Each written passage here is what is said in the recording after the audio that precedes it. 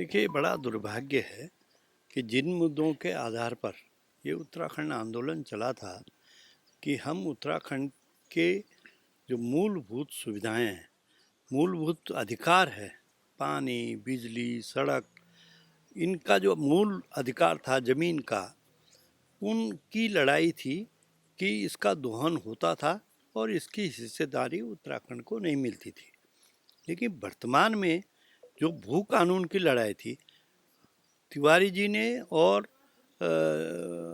आदरणीय भुवनचंद खंडूरी जी ने इसको थोड़ा सीमित करने का काम किया था कि बाहरी व्यक्ति कोई भी 250 गज या 500 गज से अधिक कृषि और अकृषि भूमि पर उन्होंने ये रोक लगा दी थी।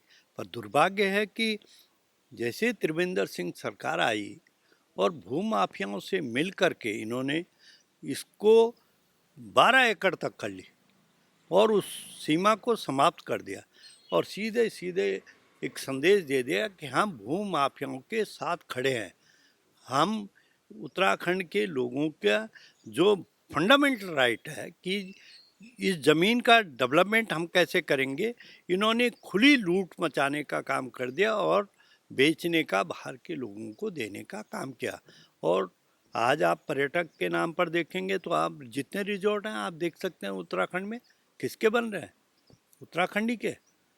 उत्तराखंड का आदमी आज मांग कर रहा 23 साल बाद भी अगर भू कानून की मांग कर रहा तो ये शर्मनाक बात है। ये सरकार के लिए भी सोचनीय विषय है कि हम 50 साल का हमने उत्तराखंड राज्य आंदोलनकारियों ने कहा था, मैं भी एक राज्य आंदोलनकारी हूँ, हमने कहा था कि हमको 1950 का जो मूल निवास है, कम से कम 1950 को माना जाए कि जो यहाँ 1950 के लगभग के लोग रहने वाले हैं वो यहाँ के मूल निवासी माने जाए।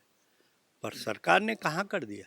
सरकार तो आपने ज़रा एक बार आप कभी, आप पत्रकार हैं, बहुत ज्ञानी हैं, ये मलिन बस्तियों में ज़रा आप एक बार दौरा करें कि किसने बसाए। नेताओं ने ना, नेताओं की कृपा है कि इन्होंने लोगों को यहाँ पर बसा करके और उनको मूल निवास भी उपलब्ध करा दिया, जबकि उनको ये कोई 15 साल भी नहीं हुआ और अस्थाई निवास बना करके उनको मूल निवासी जैसा ट्रीट कर रहे हैं। तो हमारी मांग है कि एक तो मूल निवास को बिल्कुल सख्ताई से लागू करें और एक भू कानून पे सरकार की सोच की कमी है। आप चकबंदी नहीं करते हैं, किस लिए उत्तराखंड बना था? ये सोच के साथ बना था कि यहाँ पर हम चकबंदी करेंगे और हम उत्तराखंड में जो हमारी जंगल ज़मीन है इसको विकसित करेंगे, इसको डेवलप करेंगे। यहाँ हॉर्टिकल्चर पे हो, यहाँ पर्यटक पर हो, हम यहाँ ध्यान देंगे। लेकिन ध्यान क्या हुआ, इन 23 सालों में आप देखें गांव खाली हो गए, पलायन हो गया। गांव का गांव, जो 23 साल पहले गांव बसे हुए थे वो इन 23 सालों में, और स्कूलों के आप दशा देखें तो 3200 स्कूल तो भाजपा के कार्यकाल में 2017 के बाद अब तक बंद हो गए।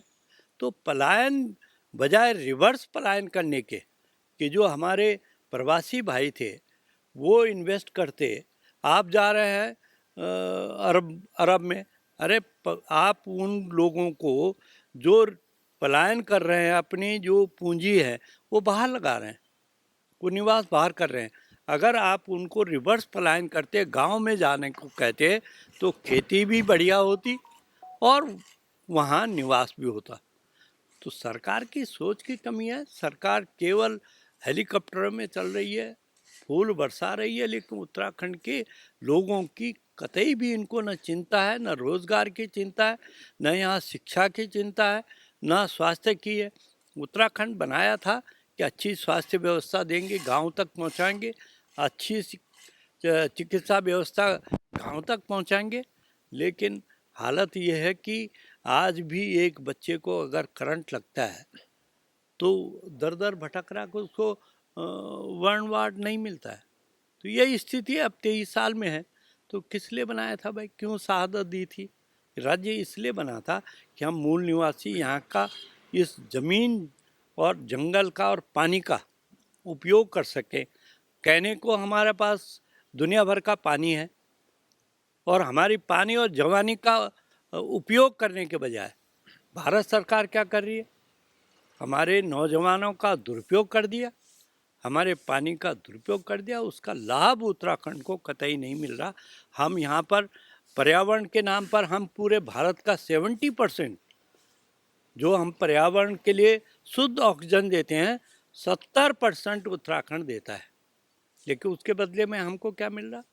केंद्र सरकार क्यों नहीं चिंता करती है कि हम जब उत्तराखंड हमको इतनी सुंदर पॉल्यूशन फ्री करने का काम कर रहा, ऑक्सीजन देने का काम कर रहा, हम यहाँ चिंता करेंगे, यहाँ मोदी साहब आएंगे गुफा में बैठ जाएंगे या नमस्ते कर देंगे, इससे यहाँ का विकास नहीं होगा या डबल इंजन कहने से विकास नहीं होगा।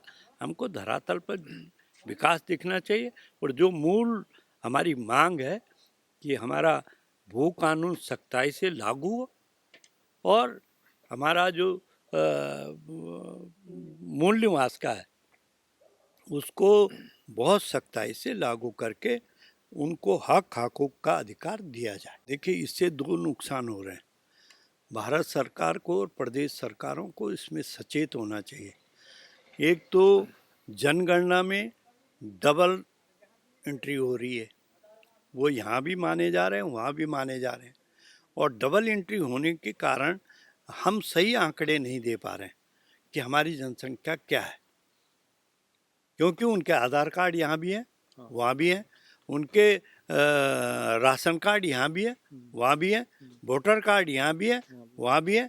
सघन इसका अगर कोई करे, पर हम ये कह रहे हैं कि स्थायी कोई 15 साल रहता है, स्थायी निवास बनाइए, पर मूल निवासी नहीं हो सकता। मूल निवास का वर्गीकरण और स्थायी निवास का वर्गीकरण ये अलग अलग कर देना चाहिए। जो सुविधाएं मूल निवासी को है वो मूल निवासी को होनी चाहिए।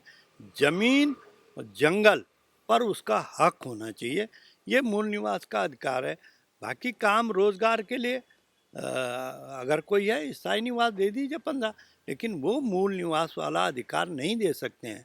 तो ये सरकार को सबसे पहले तो ये करे कि जो डबल एंट्री होती है उसे अगर सरकार ने नहीं रोका तो ये आंकड़े बढ़ कर के फिर बढ़ेंगे और आप पॉपुलेशन दिखाते रहो आंकड़ों में।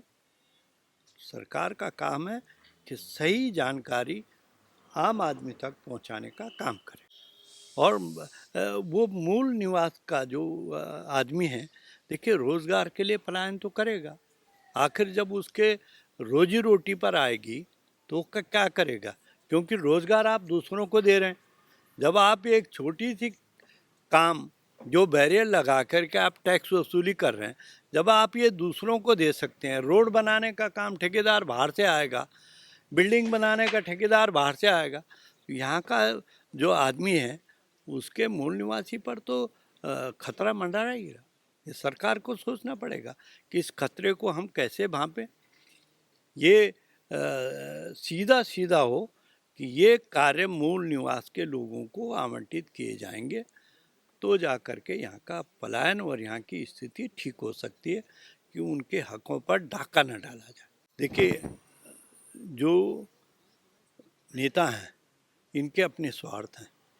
अगर इनके अपने स्वार्थ न होते और उत्तराखंड की भावना, उत्तराखंडियत की भावना होती तो ये मूल निवास वाला और भू कानून ये कब का लागू होना चाहिए था। हिमाचल में परमार साहब ने कैसे किया, वहाँ भी तो भू कानून है ना, उन्होंने दृढ़ता दिखाई, भू कानून लागू किया।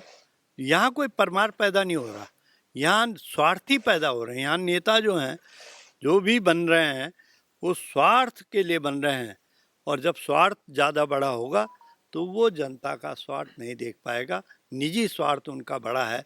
उनको तो उन भूमाफियों को खुश करना है जो उनको मोटी रकम देंगे, वो आम आदमी तो नहीं दे पाएगा, गरीब तो नहीं दे पाएगा।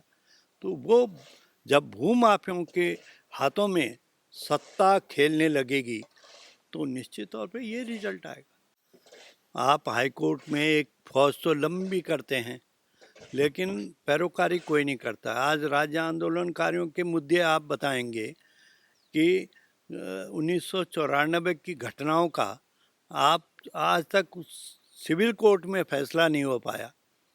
कितने 29 साल हो गए। तो ये गलती किसकी है? ये राज्य के जो चलाने वाले, सत्ता चलाने वाले नेता थे, ये इनकी सोच की कमी है। ये अच्छे एडवोकेट को खड़ा क्यों नहीं करते? तो ये जो हाई कोर्ट में है, ये इनके हाथी के दांत वाला है, दिखाने के और खाने के अलग अलग हैं। अगर ये पैरोकारी ठीक करें कोर्ट में, निश्चित तौर पर हाई कोर्ट क्यों गलत काम, ये अधिकार अगर इनका नहीं है तो केंद्र से जब इन्होंने यहाँ गजट नोटिफिकेशन करके और उसको विधानसभा में पास करा दिया तो मान्य उसको केंद्र में पास करा देते, राष्ट्रपति के पास भेजते। तो सवाल यह, हाई कोर्ट तो जो नियम बनते हैं उनको लागू करता है।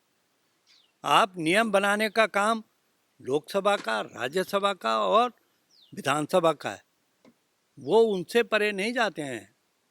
पर इनकी लचर व्यवस्था, जो कमज़ोर व्यवस्था है पैरोकारी की, उसके कारण वो लाभ ले लेते हैं और कोई अच्छा एडवोकेट होता नहीं और माननीय न्यायालय निर्णय देता है।